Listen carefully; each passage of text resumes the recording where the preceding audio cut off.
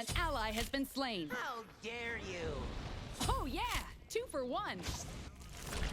We get our web onto the Vulcan. It looks like one of our basic attacks for the stun hit his turret. Right here we're following him on the web. Our spiders are able to get him. Poseidon's able to get the King Arthur from a tower shot. Ganesh is a little out of place. We do have our blink. We're going to blink on him, use our web, stun him out of his silence, and we're able to get the pick onto the Ganesh.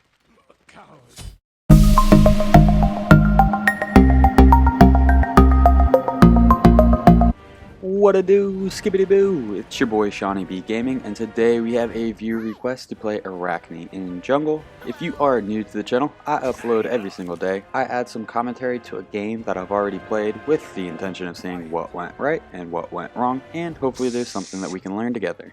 If you are a returning viewer, normally I wouldn't do this request because Arachne already has a guide up on my channel, but Serrated Edge did get a change, so I thought it was worth revisiting. So Arachne has one of the coolest starts a jungler can have. If you can be quick enough, you put a point into your 3, run over to the blue buff, you're going to throw up 2 spiders, and then you're going to throw some spiders up on speed, back, and you should be able to make it back to speed with some mana. I left a little bit late, so I am just going to throw my webs out there and stick around. I don't think I have the time to back because I took a little bit too long. But what this start is going to enable you to do is you can just hit speed, you can just hit the harpies, and then my solo laner, which is Poseidon, is going to be working on the blue buff with the help of my spiders that I set up over there. So I don't even need to rotate over here. I'm just going to come to the harpies, hit the hand of the gods, and then I'm going to rotate mid. Poseidon drops the blue buff, and I hit level 2. There is no possible way their jungler is going to be able to come to mid lane as level 2, the same way that I just did. Vulcan's here.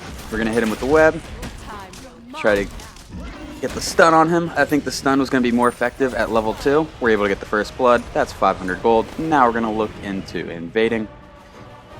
So Arachne's 1 is going to be a buff to her basic attack. If she hits an enemy god, it's going to apply tick damage and heal Arachne. Arachne's 2 is going to increase her attack speed, and if she lands the next 3 successful hits on an enemy, it is going to stun them. Arachne's 3, she's going to shoot a spider web, and if an enemy steps on the spider web, it's going to spawn the spiders, and then there is a web trail. So while you're on this web trail, you're going to gain increased movement speed. We think Paley is just going to be able to get away, so we're just going to kind of back up. We're going to go check our red. It's not there, so we're probably just going to rotate back for the harpies. That was a really smart play by the Paley to counter invade our red buff while we were invading their red buff.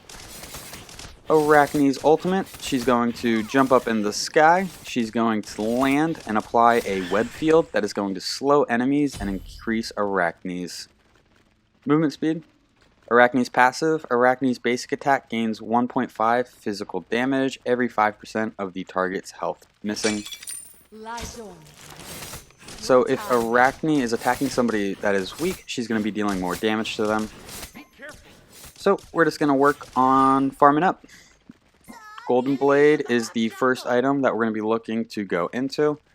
And after the tier 1, it only costs about 1,250, maybe 1,350.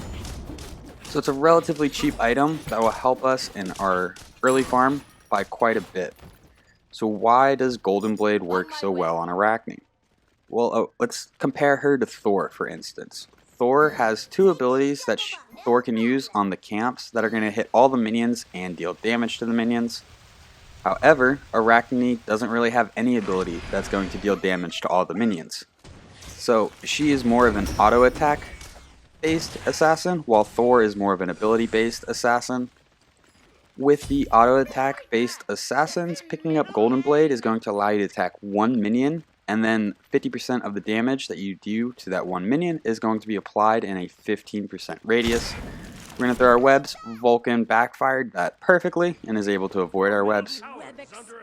Enemy red buff is up. We're going to go ahead and start working on it. We do not have Golden Blade, and we do not have a lot, so this might actually be a bit of a problem to secure, especially without the help from our mid laner. Here comes Pele. It's not worth it. We're going to get out of here. The enemy team is also on their purple. We hear Pele charge up her ultimate, so we just blink out of there. We say, nope, Don't want any of that. So now we're going to work on our red buff, and Cuckoo is coming, so we should be able to start it, back it up a little bit, stay alive, and then come back in.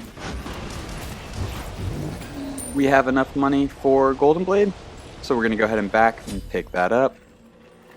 Costs $13.50. So Golden Blade is going to give us 30 physical power, it's going to give us 15 attack speed, and it's going to give us 10% movement speed.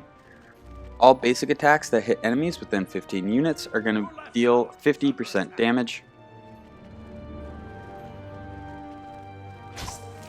Since our speed is not up, we're going to rotate to these back harpies and then rotate to our speed. With Golden Blade, you just want to attack the jungle camp minion that has the largest amount of health. Then the trickle over damage should kill the smalls at that camp. So we use our 1 to increase our basic attack damage. For a second, it's really just applying a tick, it's not really increasing our basic attack damage. We're going to hit the jungle shrine. So right now we're just farming up. Pele was a little overstepped right there, but Cuckoo disengages, so we're just going to continue with our rotation. Make our way over to the blue buff. If we can, we want to try to drop this while Poseidon can get the XP, but at the same time, we got places to be. We did wait for him. So we dropped the blue, he got some of the XP. The Jungler's Blessing makes it to where whenever you get an assist on a jungle camp, you get the full XP as if you killed it or soloed it. King Arthur's here. We get him with the spiders. He dashes away. He's hiding in minions. Pele's here. There is a Poseidon ult. We're going to jump down, apply the slow field. We're getting pieced up, so we're going to start falling back. Just up to that Poseidon. They're both really weak. It looks like I was their target for damage. We're going to go ahead, get the Totem of Q, because we're not really going to be able to rotate out too much. Well, maybe. Maybe we'll be able to rotate out. I'm thinking about going for King Arthur. Ares is here now. If Ares can get a chain on him, that's going to prevent him from dashing, which will be pretty huge. That is an Ares ultimate. And now he's chained. We're going to get this guy. Very nice. So we have 3 people over here. It is probably worth pushing this tower right now. I can't imagine the next time we're going to have 3 people over in solo lane. So getting this tower while we're all here makes sense. We are kind of missing out some farm in the right side of the jungle. So I see 2 names that I'm familiar with. Cupid looks like a rando, I think. Okay, so this is a stack of 4 and we have 1 rando this game. After going into Golden Blade, we're going to be going into the Stone Cutting Sword. Stone Cutting Sword is going to give us 50 physical power and it's going to give us 7% movement speed. The cool thing about building all of these swords on Arachne is you're getting additional movement speed. It's going to be really hard for certain characters to chase you down if they don't have any slows or any kind of dashes. Picking up all this movement speed is just very nice on Arachne. So the passive for Stone Cutting Sword, melee attacks decrease the enemy's physical protections by 10 and increases your physical protections by 10. This can stack up to 3 times. So in the early game, most squishy characters don't have more than 50 physical protections. So if you land 3 basic attacks on them, you're able to reduce their protections by over half. Very effective in the early game, and it's a form of penetration. Oh yeah, 2 for 1. We get our web onto the Vulcan. It looks like one of our basic attacks for the stun hit his turret. Right here we're following him on the web. Our spiders are able to get him. Poseidon's able to get the King Arthur from a tower shot. Ganesh is a little out of place. We do have our blink. We're going to blink on him, use our web, stun him out of his silence, and we're able to get the pick onto the Ganesh.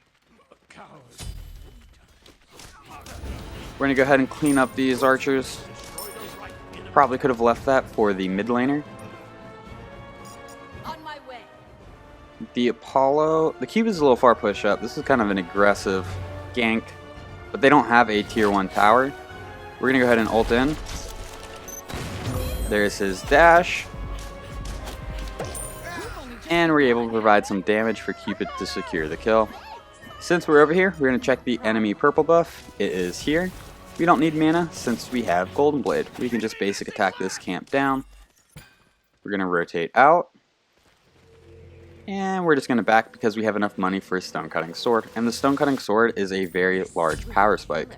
50 physical power is a lot for physical characters in the early game. Plus it's going to allow us to have that kind of soft penetration of removing the enemy's physical protections. I call it a soft penetration because it's not classified as penetration. Stone Cutting Sword is not in the penetration row of the item tree, but its passive acts just like penetration. So it's kind of a soft penetration, even though it acts exactly the same. So right now, taking a look at the map, King Arthur is relatively large. He has a level lead on our Poseidon. It looks like our carry is doing just fine. So based off of that, we're probably going to want to spend a little bit more time in the solo lane. King Arthur is just a rough matchup for Poseidon. We show up, we're able to get the pick. And now we're going to rotate out.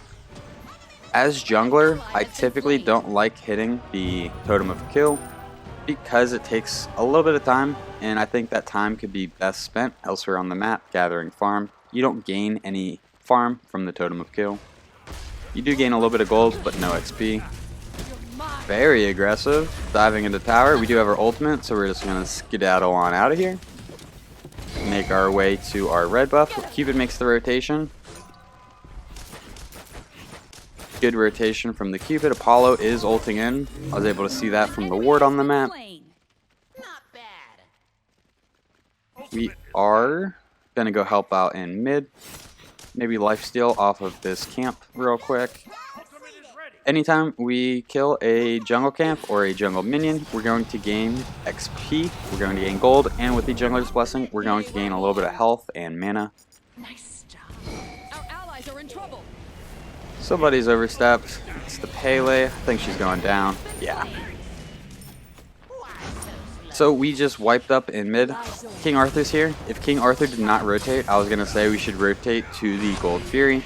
Unfortunately, King Arthur is able to get the Poseidon. The chains on the King Arthur are very helpful. We're going to have to rotate out though because he's under his tower.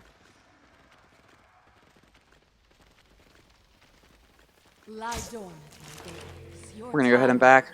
We thought maybe we could invade their camp right there, but nothing was there. So with Arachne, since we're building all of these swords and we're getting the speed buff, we're just going to skip over boots. That's going to cost pretty much a tier 2 item of what we really want, and we're already fast enough. If we can catch somebody in our web, we're going to be fast enough to catch up to them. So I think Arachne is one of the few characters that we can skip boots on. So if we were comparing this build to an ability based build on Arachne, the first thing that comes to mind is she loses all of the movement speed that she's gaining from these swords. Movement speed is huge in Smite. Being able to be a little bit faster than the enemy can allow you to escape, or it can allow you to get that final hit on an enemy. So I think it is possible to do an ability based build on Arachne. I think the speed from the sword tree is just so important. Making a play for the Vulcan. That is an ultimate. We thought about going in there. I could tell we thought about going in there, but we made the right call. We're going to go ahead and ult because King Arthur could probably get the pick on us right there. We're pretty weak to engage in the fight, so what we're going to do is we're going to rotate right and clean up Cupid's lane because he made the rotation mid. We're able to get 3 archers worth of XP, and now we're going to clean up the right lane. Friends don't leave friends behind. Poseidon's a little far pushed up and left for a team fight that was happening in mid. We clean up a lane that allows us to heal up a little bit. Now we're going to rotate back to mid. I think this Ganesh is pickable, especially since he just used his dash. We get the stun. Cupid's able to get the pick. We're going to have to pull back right here. Cupid's making the play for the Apollo. We're kind of hanging out as bait. so that way Cupid can do things like that. Enemy has been slain. Love it. Nice. We need to help. Poseidon gets picked by King Arthur. He was a little far up on the map. Paley's coming behind this Cupid. I'm too weak to really be able to do anything right here, so I'm going to use my 1 and try to lifesteal off the camp real quick. In terms of the leveling order for abilities, we want to max out our 3, max out our ultimate whenever we can, max out our 1, and then max out our 2. We got a full grouping of 5 in mid. We're able to get the tower. Right after getting the tier 1 tower in mid is usually a great time to rotate to Gold Fury and make a play for the Gold Fury. After getting Stone Cutting Sword, we're going to be going into Serrated Edge, and Serrated Edge just recently received a rework on its passive, and it had its stats reduced a little bit. Serrated Edge is going to provide 25 physical power, it's going to provide 10% lifesteal, 20% physical penetration, and 10% movement speed. Its passive, for every non-ultimate ability on cooldown, you're going to gain a stack of Cruelty. Each stack of Cruelty provides 10 basic attack power and 3% lifesteal. So whenever we use our 3, we stun them and we use our poison, all 3 of our abilities are going to be on cooldown. We're going to gain 30 additional basic attack power per basic attack, and we're going to gain 9% lifesteal. We're pretty weak, we're going to have to use our ultimate to get out of here. Thinking about jumping on some people. An enemy has been slain. We go onto this Ganesh, we're able to get the pick onto him. Making a play for the King Arthur now. Double kill. Poseidon's able to clean him up, and now we're going to rotate back to mid. 3 people down. We do not have eyes on the Vulcan or the Apollo, so we probably want to play it relatively carefully. The Gold Fury. Yeah, I think we can definitely make the play for gold. Eyes on you. Your time will come.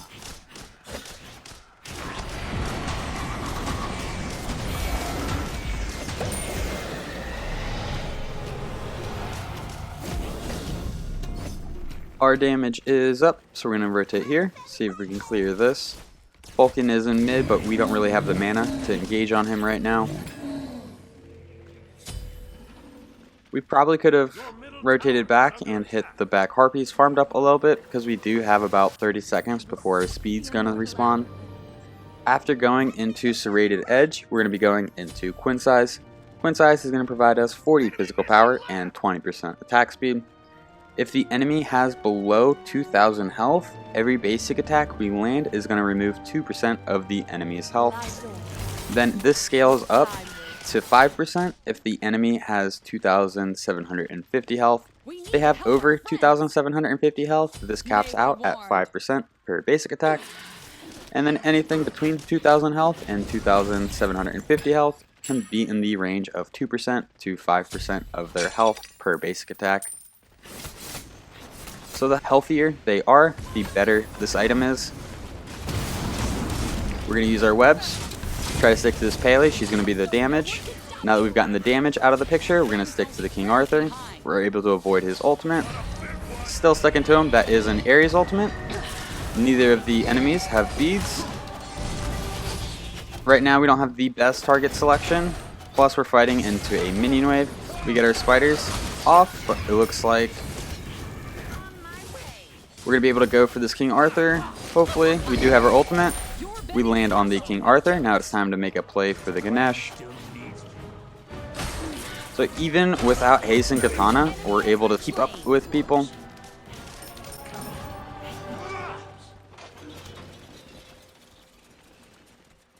It is just the Vulcan left. I think we can make a play for Pyromancer, if not Fire Giant itself.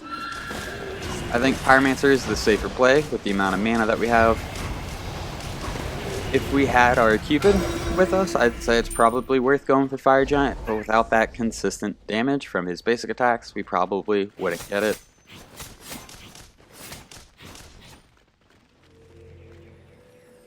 We're going to go ahead and back, pick up our Quinsize. This will be killer. I think it's kin size, not Quinn. There's no U. Kin size. Speed's not going to be up for another 18 seconds. Not a lot of camps for us to hit, so we're going to go for the Jungle Shrine. Maybe hit this mid Harpy. This is going to put us in a weird position where we're up on the map, but we're going to want to fall back for our speed. They are moving into the right side of the jungle. Vulcan looks like he's by himself. They definitely have a ward on that corner because as soon as I went around it, he turned and put his turret down. We have Apollo chasing us, so we're going to fall back a little bit. Pele's here. We're going to hit her with the basic, hit her with the one. We're just going to fight into this. Might not have been the best idea. Oof. Yeah, we had to use our ultimate to stay alive right there. We are going to clean up this wave, but we only have 2 minions left, so we're actually going to be a little bit careful on how we clean it up. That was my thought process at the time, but we shot 2 spiders, and those spiders are going to have to take some hit points, so the minions would have focused these spiders before us.